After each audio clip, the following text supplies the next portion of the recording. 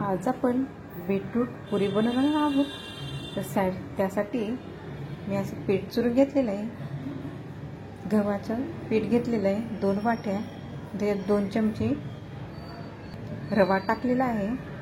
मीठ, ओवा आणि लिंबाचा रस यामध्ये टाकून व्यवस्थित पीठ घट्ट चुरून घ्यायचं आहे. थोडं 5 मिनटं पीठ मुरल्यावर आपण अशा प्रकारे चपाती लाटून घेऊया. ग्लासच्या साहाय्याने अशा राऊंड शेपमध्ये आपण याच्या पुऱ्या बनवूया. तेल गरम झालेलं आहे, त्याच्यात थोडं मीठ टाकलेलं आहे. तुम्हाला जेवढे बनवायचे आहेत पुऱ्या त्याप्रमाणेच तेल टाका, जास्त तेल टाकू नका. शोध घ्या म्हणून थोडा आपण प्रेस करूया याला. थोडंसं वरती ठेवलं ना की झारी व्यवस्थित फुलते पुरी. हे बघ कशी आपली टम फुगलेली आहे पुरी.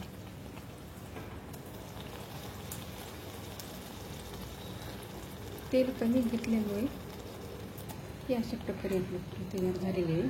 बीटाची मला काढून घ्या. आपण जेवढं तेल टाकतो ना तेवढं पूर्ण यूज करून टाकायचं. म्हणजे जर दुसऱ्यांदा आपण याचा वापर नाही करायचा ते आपल्या शरीरासाठी चांगलं नसतं. म्हणून जेवढं तळण्यासाठी आपल्याला तेल लागतं ना आपण तेवढंच कढईमध्ये टाकायचं. मस्त फुगून टमटम होते आपल्या पुऱ्या. व्यवस्थित पीठ सुटलं ना तर पुरी एकदम व्यवस्थित अशी फुगून टम होते.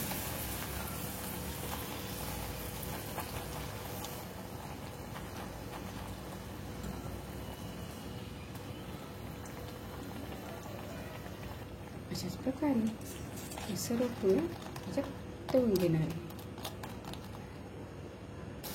तुमच्या जर तेल उरत असेल तर यामध्ये शेवटी